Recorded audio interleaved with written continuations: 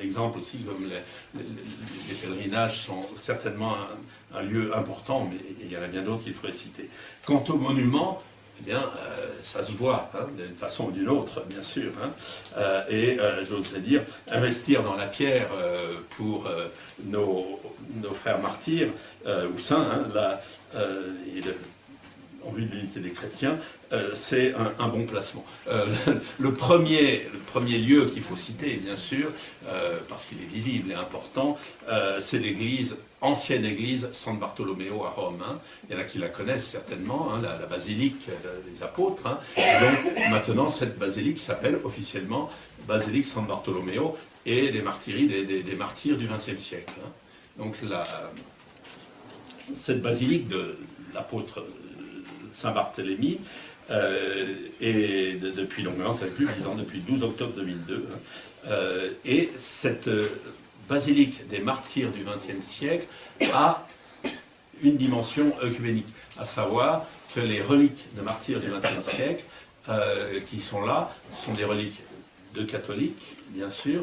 La dernière qui était apportée, c'est le 26 novembre, c'est pas vieux, c'est le Sviatoslav, le patriarche gréco-catholique Jevchouk, qui a apporté les reliques du bienheureux Omeliam Koch, un prêtre gréco-catholique ukrainien qui a permis, qui a caché des centaines de juifs, et puis il a pensé que ce n'était pas assez, donc il a écrit une lettre personnelle à M. Hitler en disant arrêtez, ce qui a valu d'être arrêté, et il est mort à Maïdanek. Hein, il a donc une figure qu'on peut un peu comparer à celle du grand-père d'Antoine, hein, le père Klépinine aussi, qui a donné sa vie pour sauver des personnes israélites. Hein. Mais on trouve le calice du Permène, par exemple, qui a été remis là. On trouve aussi les bâtons, je les aime beaucoup, ça. Témoignage qui est moins connu en Occident, mais ce qu'on appelle les sept, c'est une petite congrégation de frères anglicans dans les îles Salomon. Et puis il y a, au début de l'année 2000, c'est pas très vieux, il y a eu un début de guerre civile dans le pays, et alors des groupes ont commencé à s'entretuer, hein, et dès qu'ils ont su ça, ils ont pris les voitures et ils sont allés partout où les gens s'entretuaient, ils se sont mis au milieu, donc il y en a 7 qui ont été tués, et puis ça a été comme un dégrisement pour la population de cette île, en disant mais ils étaient aimés de tout le monde, tout ça, et la guerre civile s'est arrêtée du jour au lendemain, et donc un beau témoignage donné, et bien d'autres encore. Hein. Donc voilà un lieu de mémoire commune. L'autre lieu, d'une certaine façon plus important encore, mais qui est beaucoup plus difficile à voir, c'est la chapelle Redemptoris Mater au Vatican. Hein. Donc c'est un cadeau au pape qui a été fait, et il a demandé à un prêtre artiste, hein, le père Marco Rupnik, hein, que certains parmi vous connaissent certainement, en fait, Marco, c'est surtout M. Spidlik, le cardinal Spidlik qui a eu l'idée, mais Marco, c'est lui qui l'a réalisé. C'est une immense chapelle, j'ai oublié si c'est 200, 300, 400 mètres carrés c'est la chapelle où on lui exercice tout ça, au cœur du Vatican, de la mosaïque, avec une dimension œcuménique très forte, et c'est le Centro Aleti, hein, donc vous connaissez l'histoire de Centro Aleti? Non, alors une seconde, Centro Aleti, c'était un monsieur juif qui est mort en laissant à l'église catholique, il avait une fortune, en particulier un beau bloc, maison, enfin immeuble quasiment, pas très loin de Sainte-Marie-Majeure, et Jean-Paul II l'a donné donc à ce groupe, Cardinal Spidlik, Marco Rupnik, Michelina Tenace, pour ceux qui la connaissent, dans une dimension d'unité, avec cette dimension artistique aussi. Hein, là, sont plusieurs artistes dedans. Et donc là, c'est tout ce groupe qui ont fait venir des artistes, en particulier des mosaïstes de Russie, orthodoxes russes. Et Jean-Paul II a vraiment suivi de près. Par exemple, parmi les saints qu'on voit sur les murs, il y a Saint Jean de Rila, grand saint pour les Bulgares, l'église orthodoxe de Bulgarie, sans doute en souvenir de son amitié avec l'igomène du monastère qui était observateur lors du concile. Hein. Il y a un très beau texte, malheureusement le livre coûte horriblement cher, il y a un gros livre comme ça, je ne sais pas s'il est dans la bibliothèque, oui, mais il y a des textes très forts. Hein. Je ne sais pas là où il y a des images de toute cette chapelle. Oui, c'est ça, les images qui s'ouvrent et tout ça. Je pense que et il y a aussi On a dû le recevoir de quelque part. Voilà, Il y a aussi des textes, en particulier un beau texte d'Olivier Clément sur la communion des saints comme hymne trinitaire. Alors, il faut dire que le père Marco a une idée qu'on peut trouver soit géniale, soit totalement farfelue. Vous avez un mur où il y a plein de trinités de Roublov, vous savez, la trinité. Mais les trois personnages de chaque trinité sont trois saints. Chaque fois, deux saints occidentaux et un saint oriental, ou deux saints orientaux et un saint occidental. Par exemple, il a mis François Clair et Séraphime de Sarov, ou Basile, Saint-Benoît et Serge de Radonège. Mais alors, il s'est amusé, il a mis Saint Thomas d'Aquin et Saint Grégoire Palamas ensemble. Alors, qu'est-ce qu'il pouvait mettre au milieu pour être bien? Il a mis Jean Damascène au milieu.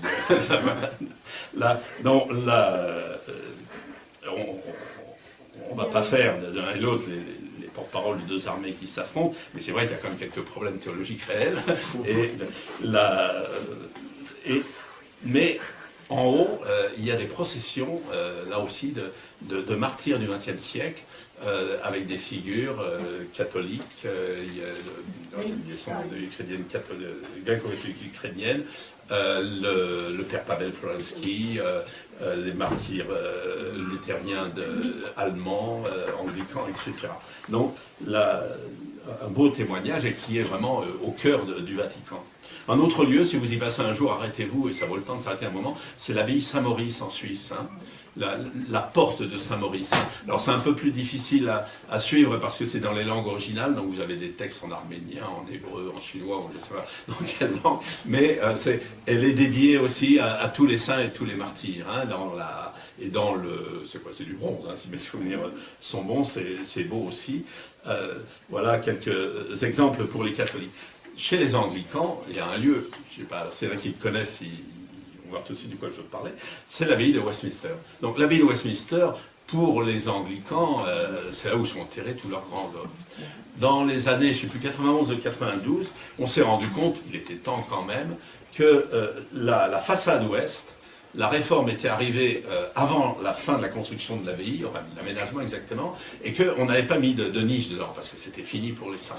Et donc, il y avait une façade, en plus c'est la façade qui donne une grande place, il y a Trafalgar Square par là, il y a Downing Street juste à côté, tout ça, donc vraiment plein cœur de Londres. Et alors, l'église anglicane s'est dit, mais il faut qu'on mette quelqu'un dedans, quoi. Et ils ont réfléchi et ils ont décidé de faire de cette façade, la façade sur les martyrs œcuméniques du XXe siècle. Et donc vous avez 10 statues, Grande-Duchesse Élisabeth de Russie, Manché Semola, donc vous avez connue, elle n'est pas du tout connue, qui était une catéchiste anglicane tuée en Afrique du Sud, Luciane Chiapedi, tuée par les Japonais, le père Kolb, Dietrich Bonhoeffer, Martin Luther King, Van Cheming, un pasteur protestant chinois, Monsieur Lu Wum, l'archevêque de Kampala assassiné sur ordre de Idi Amin, et Oscar Romero. Vous avez ces 10. En plus, comme il pleut souvent à Londres, au bout de 10 ans, avec la pluie, c'est vert, tout ça, si on regarde un peu en passant un peu vite, on est persuadé qu'il s'agit de sculptures du Moyen-Âge. Alors certains sont un peu surpris parce que tiens, il a des lunettes. Ça existait à l'époque, mais c'est vraiment un témoignage fort. Et puis, encore une fois, il passe des millions de gens. C'est pas très très grand, c'est expliqué devant, mais malheureusement c'est pas très très grand, donc il faut quand même avoir un petit peu de curiosité pour voir. Canterbury, la cathédrale de Canterbury, qui est le siège de l'église anglicane, la chapelle Corona, qui est tout au fond, qui est d'autant plus importante que c'est là où était la tombe de saint Thomas Becket, avant qu'elle soit désacralisée et qu'on l'ait liquidée. Eh bien, depuis aussi, maintenant, ça va remonter une bonne quinzaine d'années, c'est la chapelle pour les martyrs chrétiens du XXe siècle. Alors là, bon, je suis allé il y a maintenant 3-4 ans, donc peut-être, oui non, même plus, 5-6 ans, peut-être qu'il y a un peu plus de moyens. Les moyens étaient encore un peu pas trop coûteux, puisque c'était des portfolios avec des feuilles qui sont mis à l'intérieur. Mais vous avez, si mes souvenirs sont bons, une bonne quarantaine de figures. Ça va d'Edith Stein à Marie Skoptsova, en passant par les plus connus, Oscar Romero, le père de Foucault aussi, et avec justement, il y a une seule icône qui est l'icône des 7 de Mélanésie là, que j'évoquais, les 7 des îles Salomon, hein, à Oxford.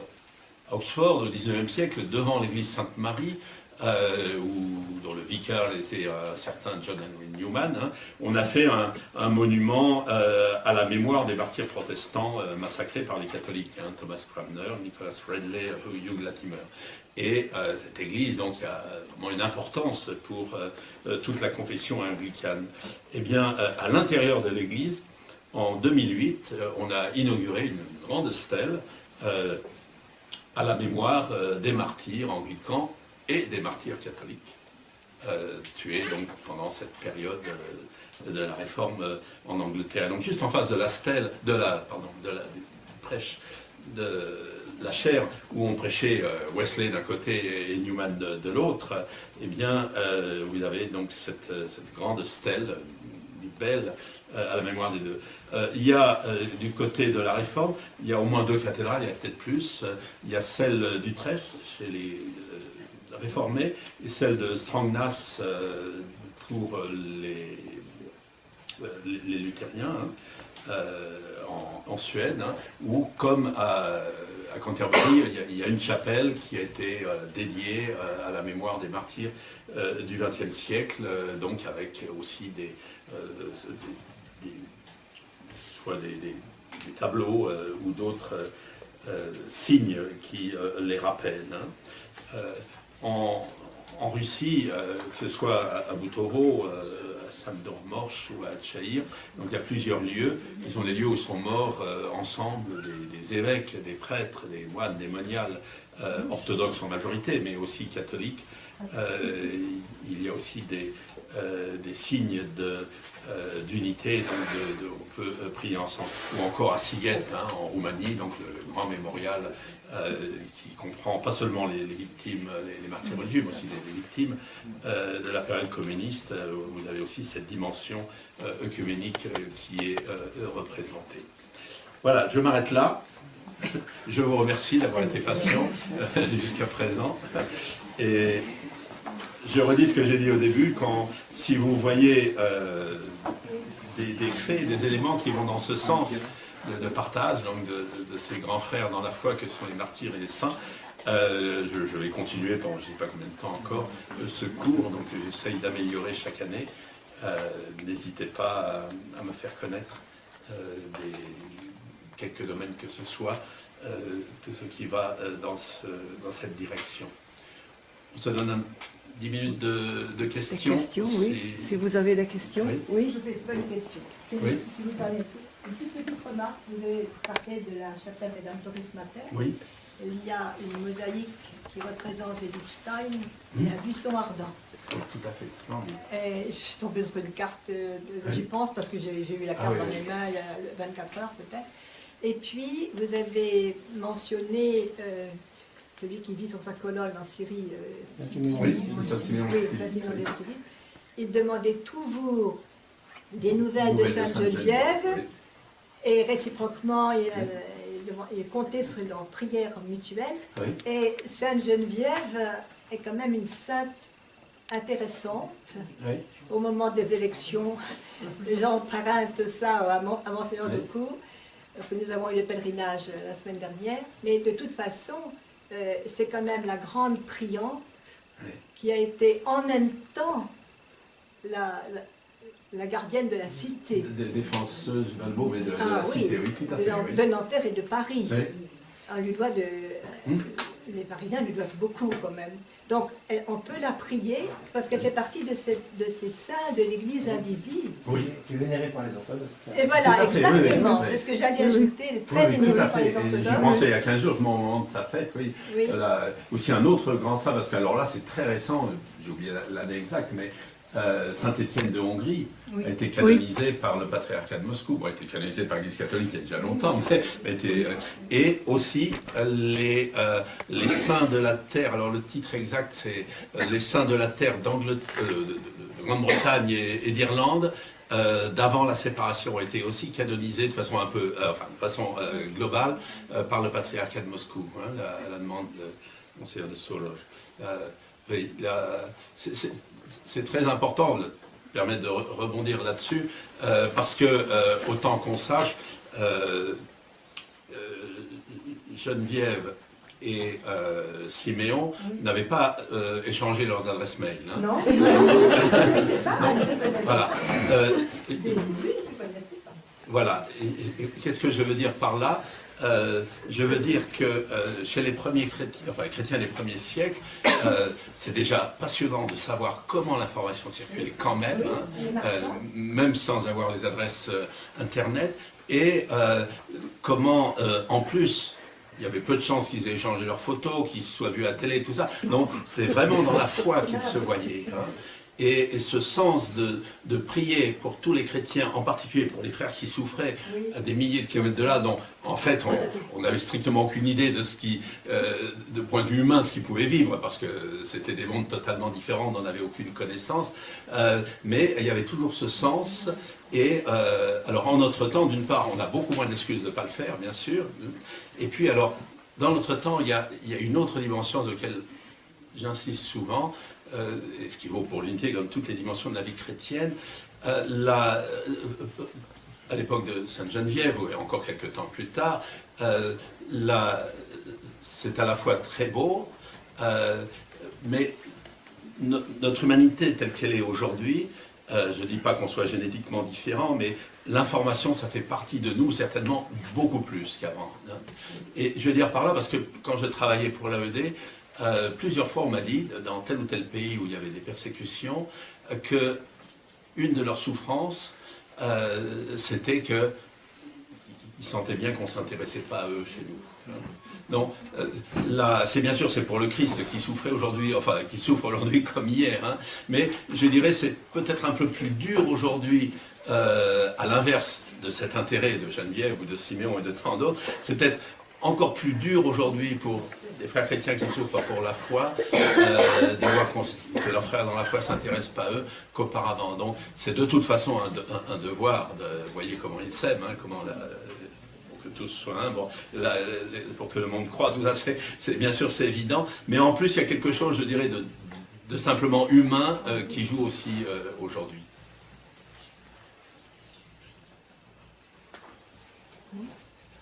D'autres questions? Est-ce que Shabbat Pati a un témoignage à rendre? Est-ce que le ministre du Pakistan qui a été assassiné, Ah oui, oui. Il a un témoignage à rendre sur l'œcuménisme? Tout à fait, oui. Alors on peut... qui va dans, je dirais, oui, ce ministre du Pakistan musulman, qui est... Catholique. Ah, on ne parle pas du même alors. Ah non, pardon, vous voyez, j'étais parti sur tout à fait une autre... Non, c'est le gouverneur musulman qui a défendu les catholiques, qui a été assassiné.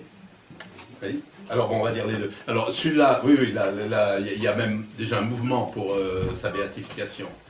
Mais ça me permet quand même de dire quelque chose, on n'a pas le temps de tout dire, mais c'est parce que je pensais au Soudan aussi, il y a des musulmans qui ont été assassinés parce qu'ils défendaient des chrétiens. Hein. Donc, ouais, juste parmi les nations, hein, et le Pakistan, c'est le gouverneur de la province était assassiné, qui a été assassiné lui aussi, hein, pour avoir défendu. Hein, mais dans le cas du ministre, j'ai lu quelque chose de son frère récemment, je crois qu'il y a même un procès, enfin, qui est mis en route. Hein. Ça ne favorise pas en même temps cette unité? Si, parce que là, les chrétiens... Alors là, on est vraiment dans le cas, bon, c'est plus le pays communiste, mais on est dans le cas